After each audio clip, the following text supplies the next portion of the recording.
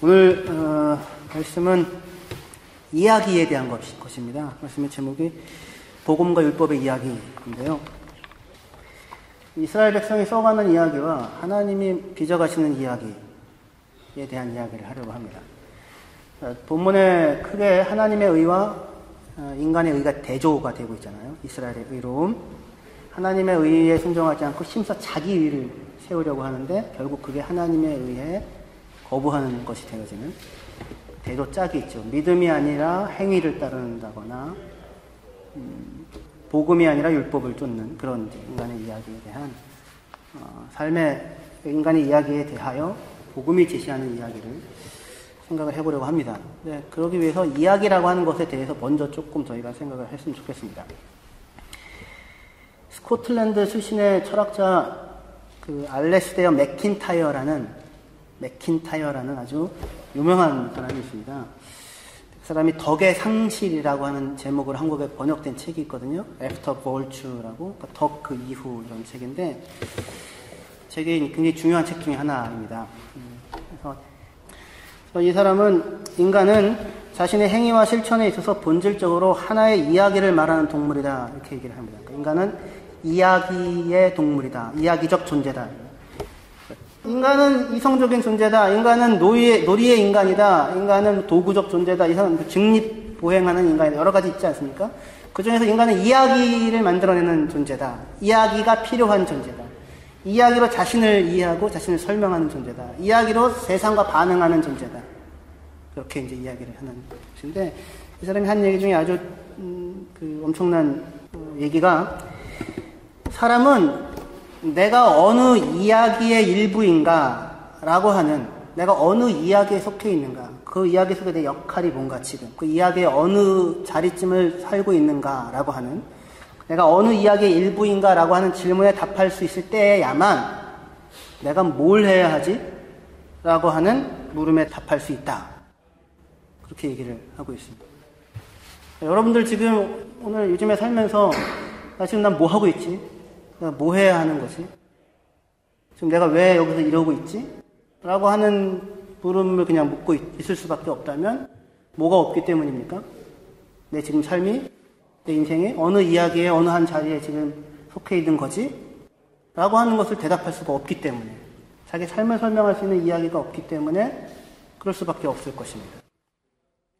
만약 요셉이 자기 자신이 어느 이야기에 지금 일부를 살고 있는가라고 하는 것에 대한 감각이 전혀 없었다면, 형들에게 대해서 팔려가고 종살이하고 거기서 억울한 일을 당하고 감옥에 가서 사는 13년간의 시간이거든요.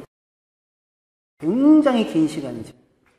그 13년간의 그렇게 긴 시간을 만약에 요셉이 내가 지금 어느 이야기의 한 부분이지? 라고 하는 것에 대한 감각이 전혀 없었다면 과연 그 험한 시절을 어떻게 견뎌낼 수 있었을까? 견딜 수는 있었겠지만 내가 뭘 해야 하는 거지? 라고 하는 것에 대한 답을 찾을 수 아마 없었을 것입니다. 근데 감사하게도 요셉은 17살 살려가기 전에 청소년기에 꿈을 꾸게 되죠. 그렇죠? 꿈을 꾸게 됩니다. 청소년기는 그걸 묻게 되는 것 아닙니까? 나는, 내 인생은 그러면 난 앞으로 어떻게 살아야 하지? 내 삶의 이야기는 뭐여야 하지? 그걸 묻게 되는 것 아니겠습니까? 그렇죠? 근데 그때에 꿈을 꾸게 됩니다. 근데 요셉은 그렇게 시작이 됐다고요. 처음부터 형들이 저라고 아버지가 저라는, 그게 뭔지 모르겠지만 이 이야기의 출발 시작점에서 그 시놉시스를 알고서 지금 이 드라마를 지금 시작하고 있는 것인 거죠. 그죠? 형들이 이 꿈이 어떻게 이루어지는지 우리가 보자. 형들이 그렇게 하고 팔아버리지 않습니까? 그러니까 세부적인 내용은 어떻게 되는지 전혀 모르지만, 하지만 결국 이것이 그러한 이야기를 만들 것이라는 것을 알고서 삶을 지금 하니까 그래도 견딜 수 있는, 하나님을 찾을 수 있는, 절망하지 않을 수 있는, 하나님을 신뢰하고 의지할 수 있는, 하나님의 행하심을 찾아보고 바라볼 수 있는, 그렇죠? 그러한 자리에 있을 수 있었을 것입니다. 그러니까 인간에게 있어서, 인간의 삶에 있어서 이야기라고 하는 것이 얼마나 중요한지 잘 보여주는 내용일 것입니다. 나는 어느 이야기에 속한 사람인가. 사람이 이야기적인 존재이기 때문에 필요한 것이 드라마입니다, 드라마. 드라마 없으면 안 됩니다. 없으면 안 됩니다. 그리고 이제 아주머니들이 주로 많이 보시게 되는데, 그러냐면, 그때쯤 되면 사실은 나의 삶의 이야기가 없어진다 느낄 수 있습니다. 내 삶의 이야기는 없고, 내 자식의 삶의 이야기가 있든지, 내 남편의 삶의 이야기가 있든지. 근데 이야기 없이, 이야기 속에 놓여져 있는 자기를 확인함 없이는 무엇을 하고 살아야 하지에 대한 답을 찾을 수가 없으니까 남의 이야기라도 지금 들어야 하는 거죠. 남의 이야기라도. 그래가지고 거기에 그렇게 열광하고, 분노하고, 그리고 울기도 하고 웃기도 하고 그 이야기에 반응하게 됩니다. 이야기가 필요한 것이죠. 인간에게 있어서. 그러니까 인간은 방향과 목적과 이유를 포괄해주는, 제시해주는 이야기가 없으면 살 수가 없는 존재입니다. 나의 이야기가 없으면 남의 이야기라도 붙잡고 있어야 하는 것이고 그 이야기 속에서라도 자기를 위치시켜야 하는 겁니다. 인간은 돈이 없어도 살아낼 수 있는데 방향과 이유와 목적을 포괄해주는, 제시해주는 이야기가 없으면 진정한 의미에서 살아갈 수가 없는 존재인 것입니다. 성경은 그런데 무수한 이야기를 담고 있죠. 그렇죠. 정말로 무수한 이야기를 담고 있습니다. 이야기 중에 이야기들을 담고 있습니다. 더 스토리라고 얘기할 수 있는 이야기를 담고 있습니다. 큰 이야기를 담고 있습니다. 우리는 짧은 작은 이야기들을 갖고 있습니다. 삶에서. 일단은 학교 다니고 졸업하고 연애하고 실연당하고 또 다시 지도하고 결혼하고 애 낳고 애 키우고 짧은 이정표 같은 이야기들이 있지요. 그런 이야기들이. 근데 그것들을 다 담아내는 하나의 엮어서 의미 있게 만들어준 큰 이야기들은 사실상 사람이 만들어낼 수가 없습니다. 역사학자들이 하는 얘기는 역사는 의식이 없다 그렇게 얘기합니다. 사람이 만들어낼 수 없는 겁니다. 그런데 성경이 보여주는 이야기는 창조, 하나님 세상을 창조하셨고 자신의 형상으로 창조하셨고 사랑하셨고 복주셨고 축복하셨고 그래서 인생은 복이고 인생은 은혜고 그죠?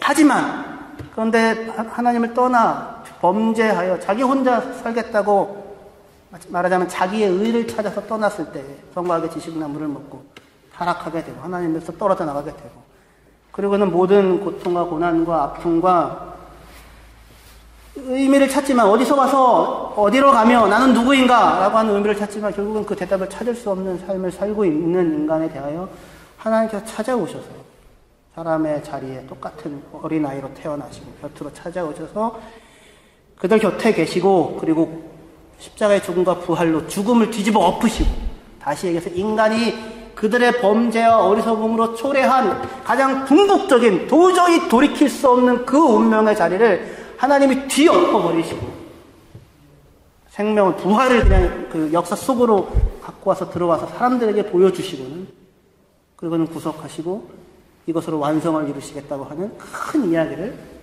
하나님이 우리 삶에 이렇게 놓아주시는 것입니다. 그 커다란 이야기 안에서 성경은 우리는 어디서 왔으며 우리는 누구이며 그리고 어디로 가는가라고 하는 인간의 근원적인 질문에 이야기라고 하는 것을 통하여 답을 주고 있습니다. 우리는 어디서 왔으며 우리는 누구이며 그리고 우리는 어디로 가는가 이 물음은 사실은 고갱의 그림의 제목입니다. 폴 고갱의 그 타히티에 가서 아마 그렸던 그림이었는데 고갱의 가난과 질병을 겪고 딸이 죽게 되고 딸의 죽음을 겪고 견디지 못해서 자살을 실행합니다. 근데 실패하고 그리고 난 이후에 스스로 인생과 삶에 대하여 묻는 물음 그 작품이 우리는 어디서 왔고 우리는 누구이고 그리고 어디로 가는가를 인생의 유년기와 인생의 청년기와 인생의 노년기에 대한 그림으로 그것을 보여줍니다. 근데 고경은 사실은 그 물음에 답을 하려고 하는 것이 아니었습니다. 이미지로 그 물음을 형상화했던 것이죠. 답은 알 수가 없는 거죠. 성경은 그 물음을 묻고 그 물음에 대한 대답을 이야기 속에 하나님이 빚어가시는 이야기 속에 담아서 보여주고 있는 겁니다. 하나님의 아담 성곽의 지식나무를 따먹고 부끄러워서 두려워서 숨어있는 아담에게 오셔서 묻는 물음이 뭐예요? 사람아 네가 어디에 있느냐? 너는 지금 왜 그 자리에 그렇게 있느냐? 왜 두려워하느냐? 왜 부끄러워하느냐? 왜 숨어있느냐? 너는 누구냐? 네가 지금 그 자리에 있게 된 이유는 뭐냐? 묻죠. 그 물음을 그 창조와 타락의 이야기 안에 놓고 있습니다. 그리고 그것을 마주하고 설명하려고 합니다. 자신의 분노와 상처받은 마음으로 자기 동생을 죽인 가인에게 하나님이 찾아와 가인아, 네 형제는 어디 있느냐? 네 이웃은 어디 있느냐? 너의 상처받은 마음 때문에 형제를 치워버렸는데 그것으로 너의 삶이 평안해지더냐? 네가 행복할 수 있더냐? 너는 누구와 함께 살아가고 있느냐? 이렇게 하나님이 묻습니다. 그리고 또 아주 중요한 물음은 사레에게서 하갈이 도망치는데 여호와의 사자가 나타나서 그에게 묻지요. 뭐라고 묻습니까? 사레의 여종 하갈아, 어디서 와서 어디로 가느냐? 이렇게 묻습니다. 하갈의 대답은 뭐예요? 나는 내 여주인 사레에게서 도망하는 중입니다. 어디서 왔습니까? 사라에게서 왔죠. 어디로 갑니까? 없습니다. 어디로 가는 것은. 도망하는 중입니다. 너는 누구냐? 내 여주인 사레에게서 도망합니다. 근데 사실 나는 사레의 종 하갈입니다. 라고 하는 그 사실은 받아들일 수가 없는 겁니다. 자기의 현실이, 자기의 그 종으로 있는 현실이, 그렇죠? 인정할 수가 없는 것이죠. 왜 자기가 종으로 있는 이 힘든 현실을 인정할 수 없습니까? 받아들일 수 없습니까? 자기의 현실이, 자기가 서 있는 자리가 어느 이야기의 일부에 속해 있는지를 알아채지 못하기 때문입니다. 그러니까 내가 왜 여기에 이러고 있어야 하는가 답답한 것이고 거기에 답을 찾지 못하니 도망할 수밖에 없는 겁니다. 어디로 가는지는 없는 겁니다. 여호와의 사자가 그에게 무엇을 해야 하는지 알려주고 그리고 그의 삶의 이야기도 깔아줍니다. 여호와께서 너의 고통을 안다. 너의 삶에 대하여 들었다. 이렇게 얘기를 해주시는 거죠. 그러니까 인간은 누구나 이야기를 말하고 이야기를 만들고 이야기를 필요로 하는 존재인데 인간의 근원적인 질문인 우리는 어디서 왔으며 어디로 가며 그리고 우리는 누구인가에 대한 대답 없이 그것을 포괄하는 이야기 없이도 살아가고 있는 것이 인간의 현실입니다.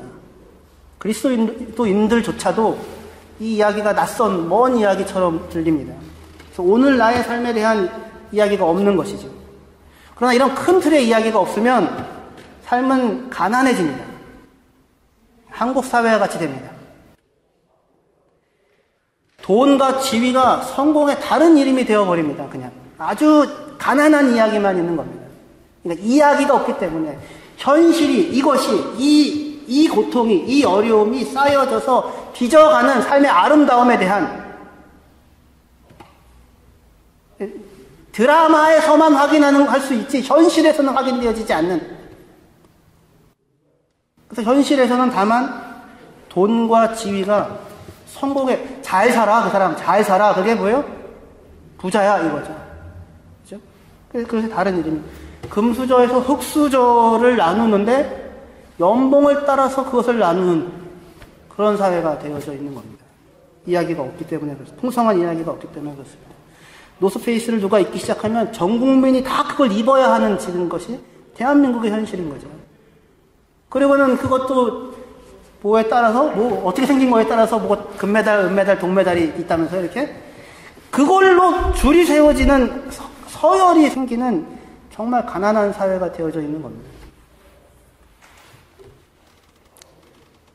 그러니까 감옥에 있는 요셉은 그야말로 소망이 없는 한국 사회에서라면 사람의 터인데 하지만 요셉이 품고 있는 삶에 대한 전망과 이야기는 그게 아니었기 때문에 그 속에서 다른 삶을 살아갈 수 있었던 것입니다. 우리는 어디서 왔는가?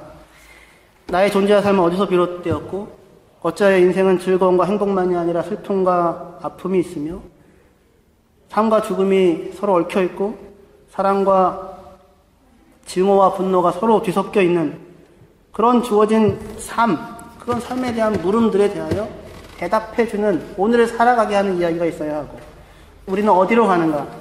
오늘 나의 삶이 향하는 방향은 뭐고 우리는 무엇을 위해 오늘을 살아가야 하고 인생에서 정말 중요한 것은 무엇이고 오늘 나의 고통은 다만 비참함으로 끝나는 것인지 아니면 해피엔딩으로 이룰 수 있는 것인지 그것을 바꾸어낼 수 있는 힘은 무엇인지, 죽음 너머에 우리는 또 다른 삶을 만나게 될 것인지, 아니면 이 삶이 전부인지, 그리고 삶의 모든 이 이해할 수 없는 불의와 공평하지 않은 현실이 우리가 만날 수 있는 삶의 이야기의 전부인지, 아니면 이후에 심판이 있게 될 것인지.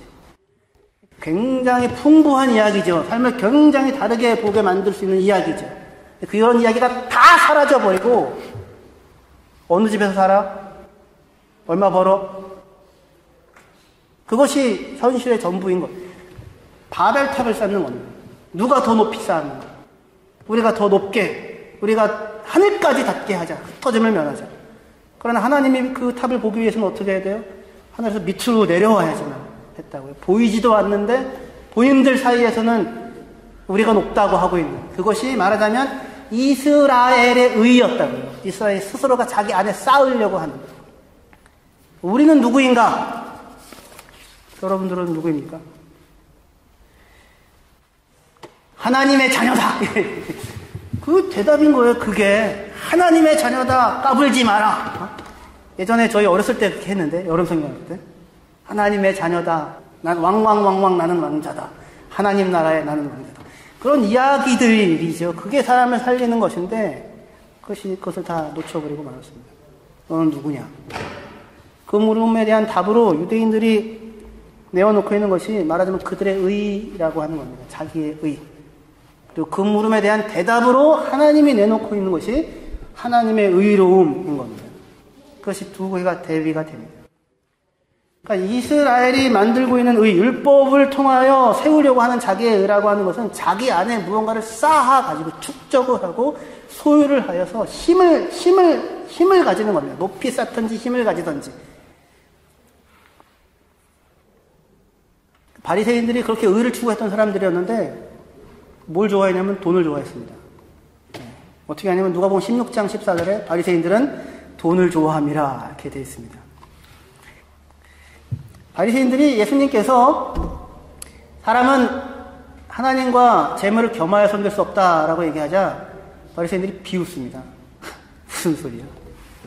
아니, 하나님을 섬기면 잘 살아야지. 열심히 성실하게 경건하게 잘 사는데 왜 못 살아?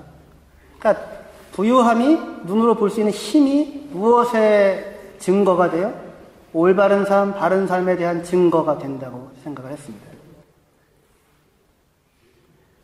근데 그럴까요? 사람은 하나님과 재물을 겸하여 섬길 수 없는데요. 바리새인들이 추구했던 의로움이라고 하는 것은 그러니까 사실상 자기 안에다가 힘을 쌓으려고 하는 것의 다른 모습이었다고요. 자기 안에다가 힘을 쌓으려고 하는 것의 다른 모습이었다고요. 그 이스라엘이 추구했던 의로움이라고 하는 것이. 그것이 인간의 가난함이고 인간이 헤어나올 수 없는 어떤 삶의 자리인 겁니다. 인간의 오름에 대한 추구는 언제 사람이 옳고 그름이 필요합니까? 언제요? 내가 억울할 때 그러지 않아요? 내가 상처받았을 때, 내가 피해를 입었다고 느껴졌을 때, 그죠? 그때 비로소 오름이 필요한 겁니다. 대접받지 못하고 인정받지 못했다고 느껴질 때에 비로소 오름이라고 하는 것을 가지고 나오게 됩니다. 정의의 사도여서 옳고 그름을 들먹이는 것이 아니고 사실은 내가 힘들어서 옳고 그름을 붙잡게 됩니다. 그러니까 오름이 필요한 게 아니라 강하고 싶은 것이고 누구 밑에 있고 싶지 않은 거예요. 하지만 인간에게 정말로 필요한 것은 무엇입니까? 옳고 그름도 아니고 힘도 아니고 사람들 사이에서의 따뜻한 신뢰와 인정입니다. 여러분들은 좋은 삶을 살고 싶습니까? 아니면 옳은 삶을 살고 싶습니까? 둘 다 살고 싶습니까? 그러게요. 목사님, 옳지 않은 좋은 삶은 세상에 없지 않습니까? 그렇죠. 그렇죠. 근데 어떻게 삶에서 그게 항상 일치합니까?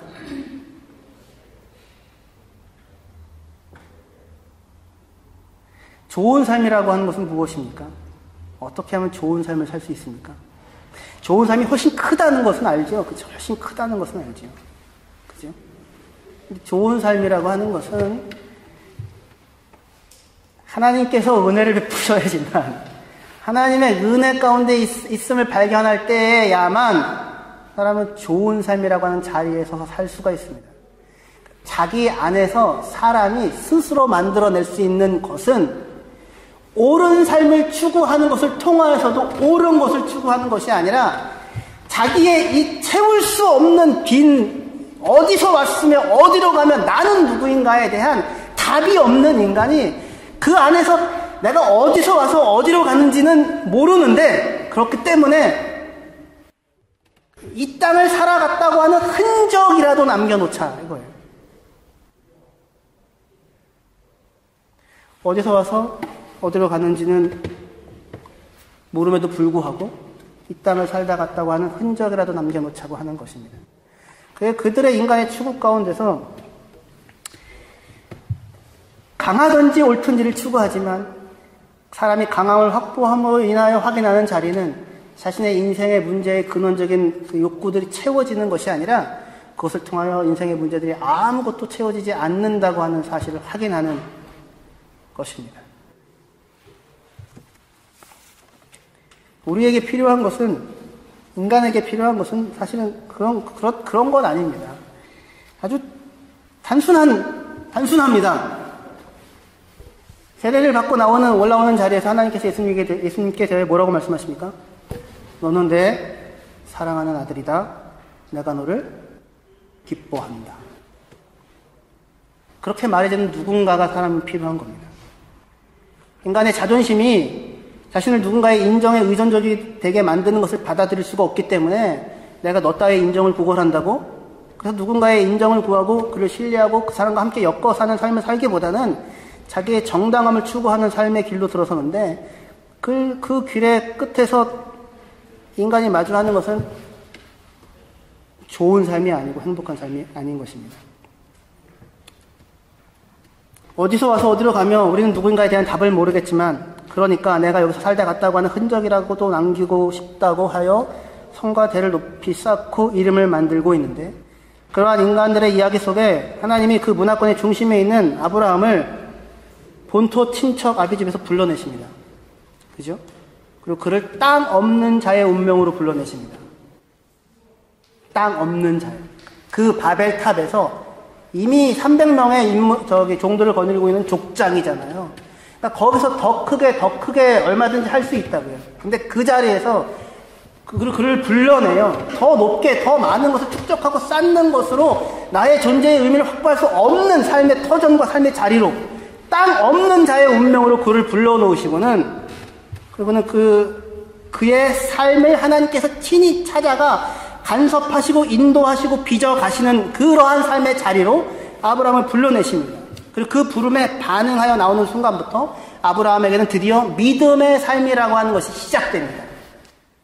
축적의 삶이 아니라 자기 의의 추구의 삶이 아니라 의로운 하나님이 나를 찾아와 나를 불러내시는 그 하나님에 반응하여서 땅 없는 자에 여기서 뭔가를 쌓아서 뭔가를 세워서 나를 확보하는 사람이 아니라 내게 은혜를 베푸시고자 찾아오시는 하나님, 그 하나님께 반응하여 나아가 그와 함께 엮여서 살아가는 것 안에 거기에 삶의 진정한 의미와 이야기가 있다고 하는 것을 알고는 그것을 따라 나가는 믿음, 그 믿음의 삶으로 하나님께서 우리를 부르시는 것입니다. 그러니까 우리 인간에게 복음을 통하여 우리에게 말씀해 주시는 것은 우리 인간에게 필요한 것은 우리가 더 많은 것을 행하는 것이 아닙니다. 바벨탑을 쌓아 스스로의 이름을 스스로가 만들어 가져야지만 내가 이 땅을 살아갔다는 보람이 생기는 것이 아닙니다. 우리에게 필요한 것은 하늘에 올라가고 무저경에 내려가서 무언가 남들이 전혀 이루지 못했던 어떤 것들을 이루어내는 그런 뭔가 대단한 것을 성취해야만 삶의 가치가 있는 것이 아닙니다. 그렇게 스스로의 삶을 수많은 이력들과 스펙들로 채워가는 것이 그것을 통하여 삶의 의미가 확보되는 것이 아닙니다. 그런 자기 확보적인 옳은 삶, 그것이 지금 이스라엘이 머물고 있는 삶입니다. 하지만 그것으로 인생의 사람 자신의 근원적인 문제가 채워지지 않습니다. 사람은 늘 스스로의 정당함이 확보되어지지 않으면 고통스럽습니다. 그래서 어떻게 해서든지 자기의 정당함을 확보하려고 합니다. 힘을 자기가 가지려고 합니다. 판단하는 위치에 자기가 서려고 합니다. 남들의 비난과 시선, 그 위에 서 있는 자리에 내가 서려고 합니다. 그러나 사람에게 필요한 것은 스스로 확보하는 정당함이 아니라, 그리고 정당했어라고 하는 느낌이 갖는 안심이 아니라,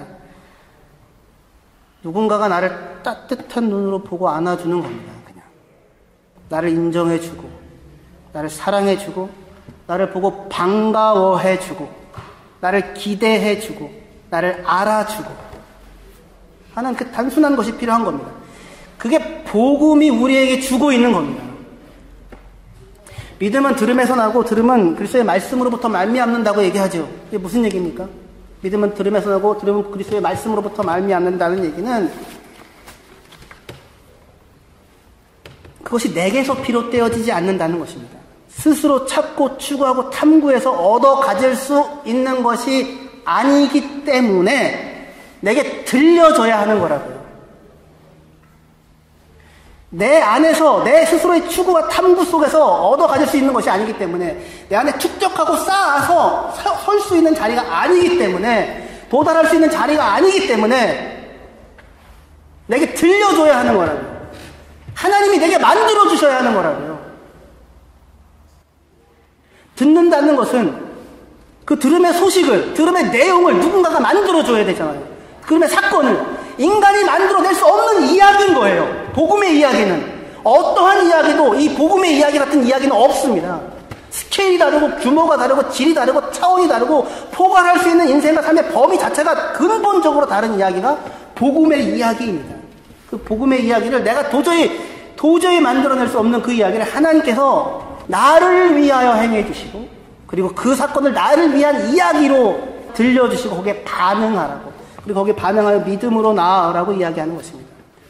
하늘에 올라가야 하는 이야기가 아니라, 바다의 속에 들어가야 하는 것이 아니라, 무저경에 가야 하는 것이 아니라, 이미 예수께서 하늘에 오르셨고, 이미 무저경에 내려가셨고, 이미 우리 곁에 찾아오셨고, 이미 우리의 삶의 모든 어려움과 문제들과 절망과 좌절을 십자가에서 겪으시고 해결하시고는, 그리고는 우리에게 이 하나님이 빚어 만들어 가시는 이 이야기 속으로 너를 불러내었으니 여기로 들어오라. 이것을 받아들이라. 그러니까 하나님을 위하여, 인생을 위하여, 삶을 위하여 무엇을 할까? 내가 무엇을 하여야 하나님께 기쁨을 드릴 수 있을까? 그거 아니고, 그게 아니라 하나님께서 너를 위하여 행해 놓으신 일이 무엇인지를 보라는 겁니다. 그 하나님의 이야기. 그리고는 그를 부르는 겁니다. 바벨탑을 쌓고 있는 사람들의 고장인 아브라함의 고향에서 하나님이 아브라함을 불러내시는 겁니다. 그리고는 그 아브라함의 삶 가운데 하나님이 동행하시고 일하셔서 아브라함의 삶에 하나님이 빚어가시는, 하나님이 걸어가시는 이야기에 엮어 놓으십니다.